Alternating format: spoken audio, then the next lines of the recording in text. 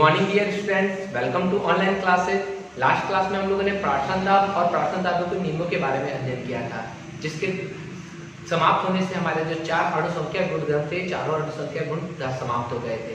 अगर आपने चारों अणु संख्या गुणधर्म को नहीं देखा है तो आप उसे जरूर देखें, और यदि आप हमारे चैनल पर नए हैं तो इसे सब्सक्राइब कर लें, जिससे आने वाले वीडियो आप तक सबसे पहले पहुँच सके।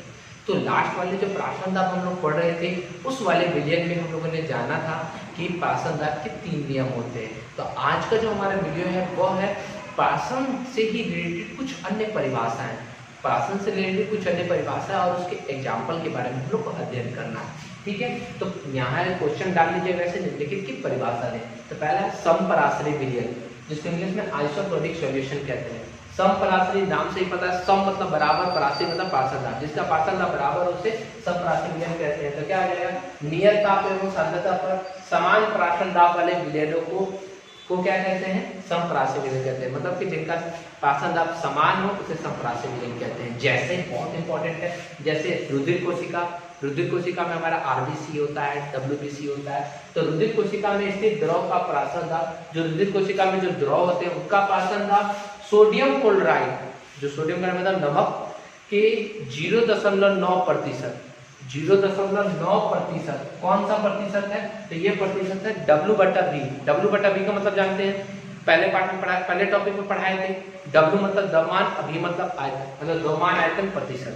तो सोडियम क्लोराइड के 0.9 द्रव्यमान आयतन प्रतिशत जलीय विलयन के बराबर होता है।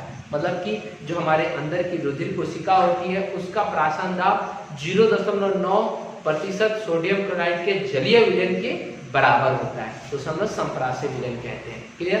नेक्स्ट है अतिपराश्रयी विलयन, मतलब हाइपरटोनिक सॉल्यूशन। अति मतलब अधिक होना, तो क्या हो जाएगा, सेम वही परिभाषा, नियत ताप एवं सांद्रता पर किसी विलयन का प्राशन दाब किसी अन्य विलयन के प्राशन दाब से अधिक होता है, उसे अतिपराश्रयी विलयन कहते हैं। जैसे कि अगर इसमें हम 0.9 है, इसकी जगह हम लोग 1.0 ले लें या 2.0 ले लें, तो ये जो परसेंटेज होगा, यह परसेंटेज का प्राशन दाब जो होगा वह इसके प्राशन दाब से क्या होगा, अधिक होगा। जब अधिक होगा तो उस विलयन को हम लोग कौन सा विलयन कहेंगे, अतिपराश्रयी विलयन कहेंगे। कौन सा विलयन कहेंगे, अतिपराश्रयी।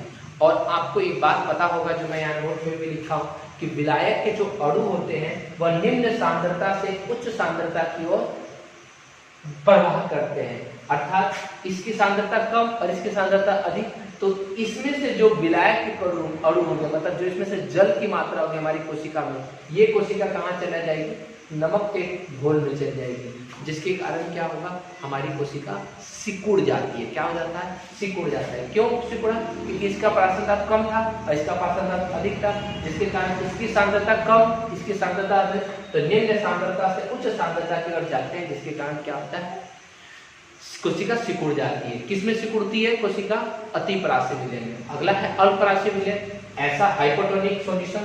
अल्प मतलब कम होना, मतलब वही नियत ताप एवं सांद्रता किसी विलयन का प्राशन दाब किसी अन्य विलयन के प्राशन दाब से कम होता है, तो उसे अल्पपराश्रयी विलयन कहते हैं।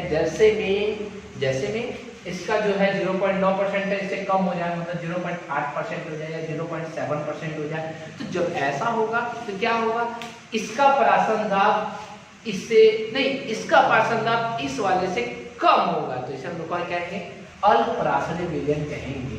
ठीक है। अब एक बात और जानिए, अल्पपराश्रयी विलयन में जब कोशिका जाएगा, मतलब ये कोशिका को जब इसके 0.8 या 0.7 वाले विलयन में डालेंगे तो क्या होगा, इसका प्राशन दाब अधिक और इसका प्राशन दाब कम, जिसके कारण कोशिका क्या हो जाएगी, फूल जाएगी। क्यों, निम्न से उच्च की ओर जल का प्रवाह होगा, निम्न से उच्च की ओर होगा, मतलब जल यहाँ से निकल के उसमें जाएगा, जिसके कारण रुधिर कोशिका क्या हो जाएगी, फूल जाती है। तो अल्पपराश्रयी विलयन समझ में आया, कोई दिक्कत नहीं है। तो याद रखिएगा तीनों को। समपराश्रयी विलयन क्या है, तो जिसका प्राशन दाब दोनों का समान होता है। जब दोनों का प्राशन दाब समान होगा तो याद रखिएगा विलयन में विलायक के अणु इधर से इधर कभी आर पार नहीं हो सकते हैं।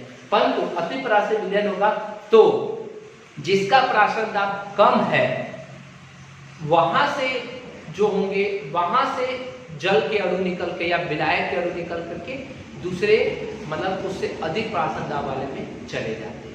ठीक है, याद रहेगा आपको। नेक्स्ट है सोप। सोप मतलब क्या होता है, तो इडेमा इसको कहा जाता है। सोप क्या होता है, तो जनरली यही चीज होता है। मिलता है। नमकीन भोजन की अधिक मात्रा लेने पर, जब हम नमकीन भोजन अधिक मात्रा में लेते हैं तो हमारे कोशिका में या उत्तक में या अंतर कोशिकीय स्थान में, तीनों जगह, कोशिका में भी, उत्तक में भी या अंतर कोशिकीय स्थान में जल धारण करने की क्षमता बढ़ जाती है। जल धारण करने की क्षमता क्यों बढ़ेगी?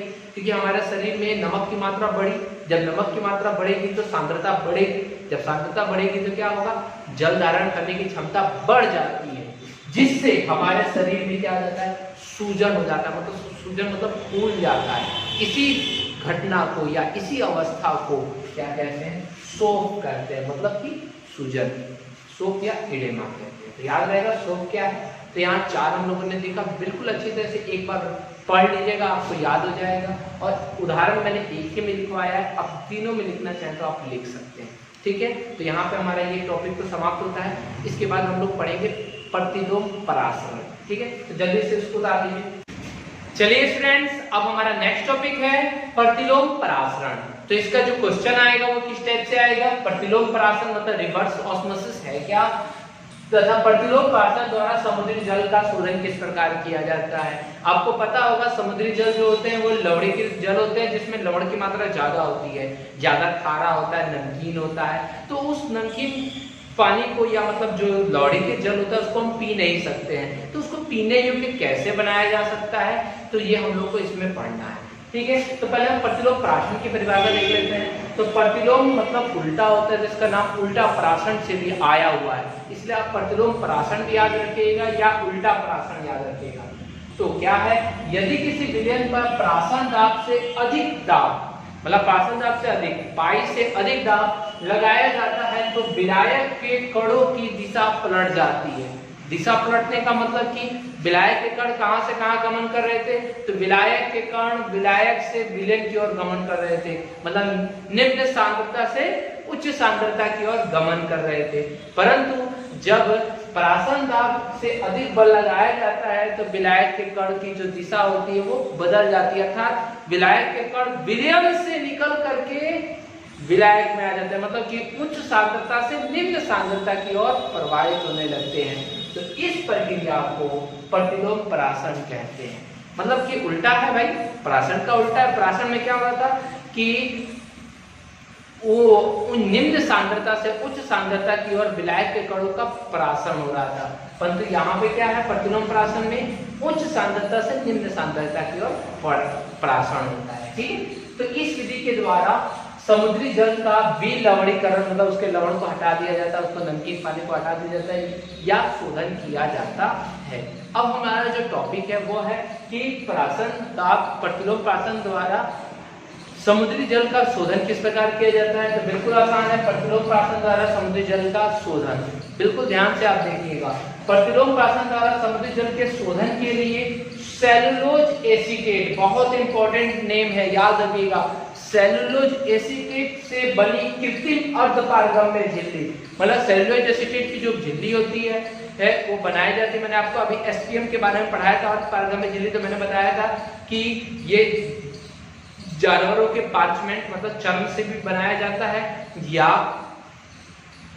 सेलुलोज एसीटेट जो कृत्रिम रूप से हमारा होता है, हम लोग मनुष्य बनाते हैं, तो वह हमारा परासरण का कार्य करता है, अर्धपारगम्य झिल्ली कहलाता है। तो सेलुलोज एसीटेट से बनी कृत्रिम अर्धपारगम्य झिल्ली मतलब एसपीएम उसका फुल फॉर्म है, का प्रयोग किया जाता है जो शुद्ध जल के लिए पारगम्य होता है, मतलब कि उस झिल्ली को शुद्ध जल आर पार कर जाता है, परंतु उसमें उपस्थित अशुद्धियां, किसमें? समुद्री जल में उपस्थित अशुद्धियां के लिए यह पारगम्य नहीं होता है, मतलब कि शुद्ध जल को पार कर देता है परंतु अशुद्धियों को पार नहीं कर पाता है। जब परासरण दाब से अधिक दाब मतलब पाई से अधिक दाब लगाया जाता है तो शुद्ध जल एसपीएम को पार करके दूसरी तरफ आ जाता है और अशुद्धियां शेष रह जाती है।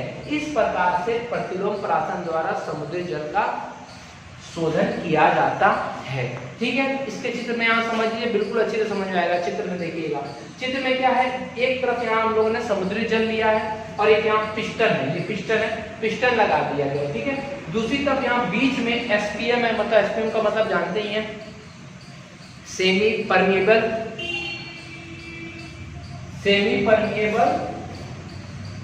मेम्ब्रेन, झिल्ली, ठीक है, अर्ध पारगम्य में झिल्ली। तो एसपीएम जो है वो किसका बना हुआ है, सेलुलोज एसीटेट का बना हुआ है। तो सेलुलोज एसीटेट की रेड रंग से मैंने बना दी है। अब क्या हुआ, ये समुद्री जल है, जब इधर प्रेशर बढ़ाया जाता है, प्रेशर कितना बढ़ाया गया देख लीजिए आप, दाब बड़ा पाई, मतलब कि दाब जो है वह क्या है, पाई से बड़ा है, मतलब प्राशन दाब से बड़ा।